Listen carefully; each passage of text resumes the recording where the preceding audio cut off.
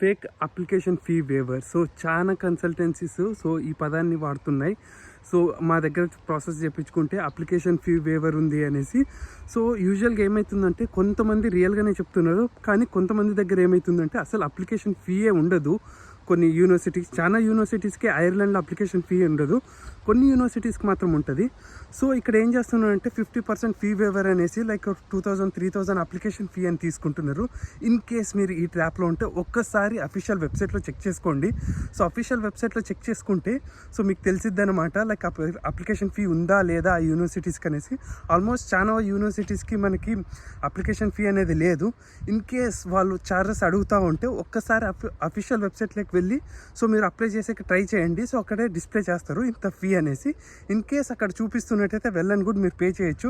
In case అక్కడ లేకపోతే ఖచ్చితంగా మీరు అడగొచ్చు. ఎందుకంటే ఈ మందు అప్లికేషన్ ఫీ లేకపోయినా మీ దగ్గర 50% డిస్కౌంట్ అని ఛార్జ్ చేస్తున్నారు.